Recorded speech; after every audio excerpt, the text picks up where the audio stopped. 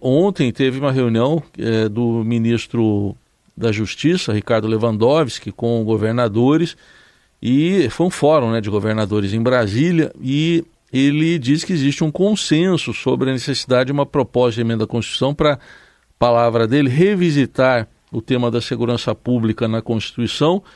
E a gente vai trazer um trechinho do que ele disse. Após a reunião, o ministro assegurou que a PEC vai garantir a autonomia dos governadores em relação à gestão das polícias militar e civil.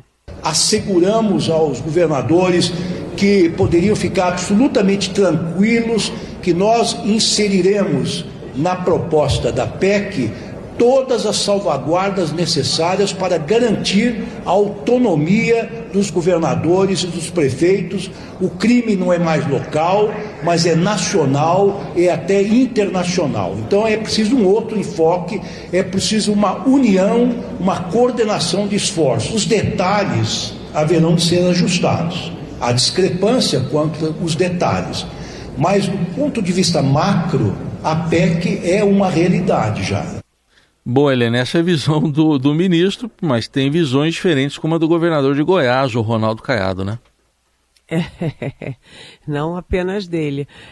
Ontem eu encontrei o ministro Ricardo Lewandowski no almoço, que seria do Lula e da Janja com o primeiro-ministro da Eslováquia, mas, enfim, acabou sendo com o Geraldo Alckmin, mas e o ministro Lewandowski estava feliz, achando que agora é a terceira reunião que ele faz com os governadores, e agora ele admite que em vez de ter a proposta dele, a proposta do governo, dessa PEC, proposta de emenda constitucional, agora são 3 propostas.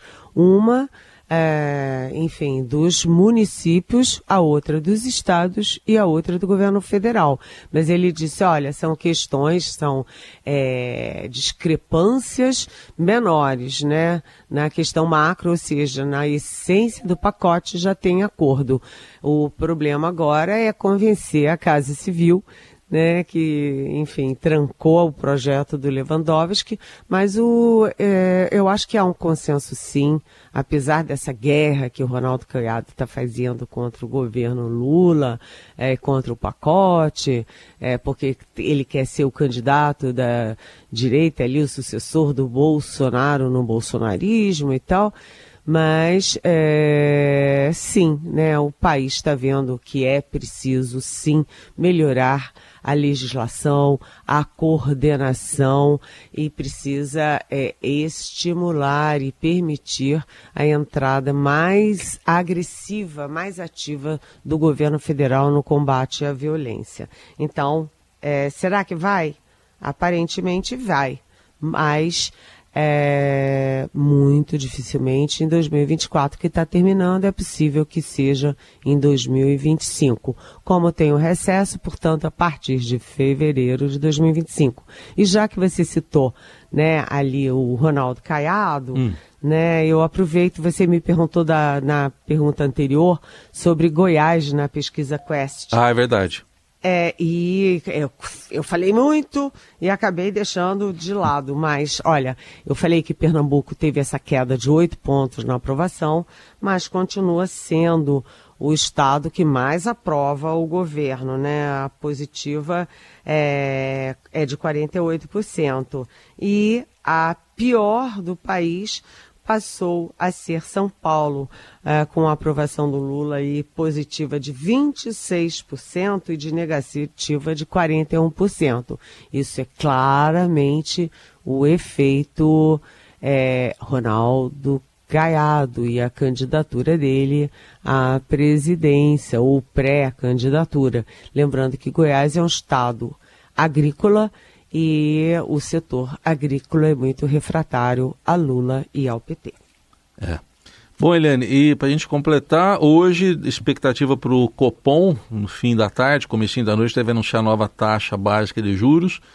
E ontem mesmo o Senado aprovou 3 novos diretores para o Banco Central, todos indicados pelo presidente Lula.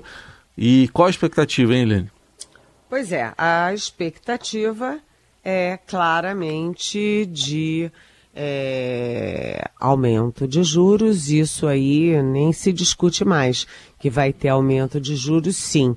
Por quê? Porque a inflação não apenas cresceu, como agora está fora do teto da meta. Não é mais fora do centro da meta, ele agora está fora do teto da meta. Portanto, isso é um indicador claro de que vem aí aumento de juros. A gente estava ontem aqui discutindo qual é o percentual, né? O mercado está trabalhando com que percentual? E aparentemente a maioria no mercado aposta num aumento de 0,75% de aumento dos juros, o que levará os juros brasileiros a 12%, o que é muito alto. O Brasil continua batendo recorde em cima de recorde nos juros internacionais. Então é a questão da inflação, conter a inflação e também uma forma de tentar atrair investimentos, né? Por que os investidores virão para o Brasil e não para os Estados Unidos, que é um país que é a maior potência, é um país de economia sólida, etc. Porque os juros são altos, né? O Brasil paga bem ao investimento. Mas vamos ver principalmente a ata do Copom, né, explicando como está vendo o ambiente econômico no país, que isso também é muito importante, além do percentual, né, a percepção sobre os rumos da economia. Bom, entre essas coisas, né, Eliane, está o pacote fiscal aí do governo, e ontem foi publicada aquela portaria liberando emendas parlamentares, abrindo aí uma espécie de janela para liberar emendas parlamentares, para ver se agora destrava o pacote. Antes do seu comentário, eu vou colocar aqui para você ouvir também o que disseram dois personagens dessa história. Um deles, o presidente da Câmara, Arthur Lira, falando sobre o corte de gastos. Ele diz que o pacote é polêmico, enfrenta resistências, diz que o governo não tem votos aí para serem aprovadas essas medidas, mas reiterou que a casa está trabalhando, tem interesse em apreciar as medidas, se possível, ainda neste ano. Vamos ouvi-lo. Não tem votos. BPC é polêmico, abono é polêmico, salário mínimo é polêmico. Vocês acham que é só chegar um projeto, bota para votar e vota e está aprovado. Não é assim. São temas árduos, são temas difíceis. E outro que falou foi o secretário executivo do Ministério da Fazenda, o Dário Durigan. Diz que podem ser feitos ajustes menores na proposta que altera aí as regras do BPC, que é isso que o Lira acabou de citar, o benefício de prestação continuada. Tudo isso para tentar destravar a votação do pacote. Vamos ouvir o que disse o Durigan. O BPC tem uma preocupação da bancada do PT que a gente entendeu e vai internalizar. Então, depender de como for, talvez seja possível fazer um ajuste ou outro menor para que a gente destrave a votação. Será que anda agora, Eliane, com emendas um pouco mais acessíveis? Bem, vocês vejam que são dois movimentos. Um movimento é o Congresso tentando se acertar com o Palácio do Planalto para abrir o que você, Heisen, definiu muito bem como janela para o impasse das emendas parlamentares. Então, o que é abrir essa janela? Abrir ali uma possibilidade de liberação de emendas, já apesar das sucessivas decisões do ministro do Supremo, Flávio Dino, para, enfim, endurecer o jogo na liberação dessas emendas. Então, o governo ontem enviou para o Congresso um projeto que é exatamente dando essa janela para conseguir liberar emendas, né, sem descumprir as ordens judiciais e as ordens do Supremo Tribunal Federal. Agora, isso é uma questão. Então, o governo deu um passo, isso foi exatamente numa negociação do presidente Lula com os presidentes da Câmara e do Senado, o Arthur Lira e o Rodrigo Pacheco, e foi nesta reunião, inclusive, que o Lula começou a ter muita dor de cabeça, e dali ficou uma dor insuportável, e depois ele acabou indo parar no pronto-socorro, aqui no Sírio-Libanês, em Brasília, e depois indo direto para São Paulo, para tirar o hematoma, né? Mas Antes disso tudo, o Lula conseguiu resolver essa parada. Isso é uma questão. A outra questão é que, vejam, eu ia falar a palavra malandragem, mas para não ter duplo sentido, vamos ver ali a sutileza do Arthur Lira. Ele dizia, olha, é muito difícil aprovar, não manda para cá e aprova assim rápido, porque nós temos esse compromisso aí com as causas sociais, não é? Com o salário mínimo, com abono e com o BPC, que é aquele benefício de prestação continuada para gente muito pobre, idosos muito pobres, ou com deficiência, etc. E aí, o que ele está dizendo, o Arthur Lira? Não é só por causa de emenda, não, gente. Não é troca-troca, não. É porque tem essas questões sociais, nós estamos aqui, né? O que ele quis dizer?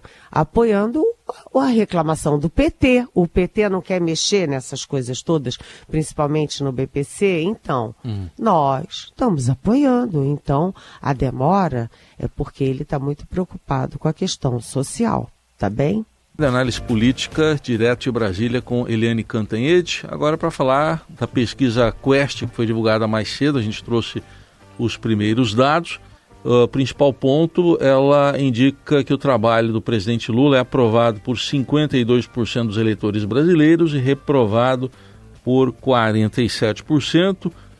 1% sem respostas, né, dos entrevistados. Esse levantamento é da Genial Quest. O que você indica a partir desses dados, Eliane? Tem um recorte também mostrando aqui que nos estados de São Paulo e Goiás o presidente tem mais dificuldades.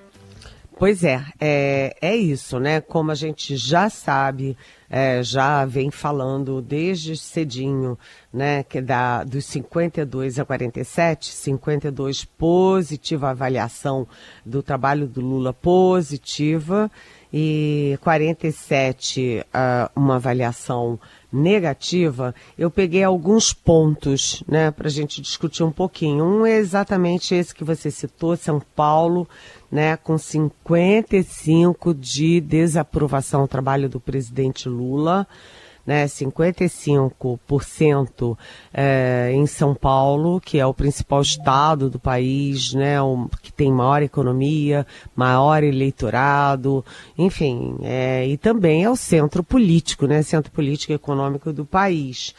Né, é preocupante. O Lula precisa ver o que está acontecendo em São Paulo, onde o PT já vinha perdendo espaços, né, teve um desempenho muito fraco, muito ruim nas eleições municipais, né. Quem está avançando muito em São Paulo é o próprio governador Tarcísio Gomes de Freitas, e não é o partido do governador, que é o Partido Republicano, mas sim o PSD, que é o grande partido articulador do governo Tarcísio. Vamos ver também agora como é que vai ficar a aprovação do próprio governo estadual depois dessa sequência de imagens aterrorizantes sobre a violência no estado. Mas outra coisa que me chamou a atenção foi em Pernambuco, porque Pernambuco é sempre o campeão de aprovação do presidente Lula, né? E também dá ali o maior número de votos para o presidente Lula e para o PT no país. E, olha, a aprovação do Lula teve uma queda muito significativa, de 73 para 65. Vamos combinar que queda de 8 pontos é uma queda não apenas acima da margem de erro, mas uma queda relevante. Pernambuco está acenando para o Lula, que não está muito feliz, que tem alguma coisa errada. É bom o Lula ver isso. E outro índice que me chamou muita atenção foi que os brasileiros, em geral, estão considerando o governo, o terceiro mandato do Lula, pior do que os dois outros. 41% acham que esse terceiro mandato é pior do que os outros dois e 35% apenas acham que é melhor. Muito bem. Bom, os dados completos você já encontra também lá no portal do Estadão, estadão.com.br.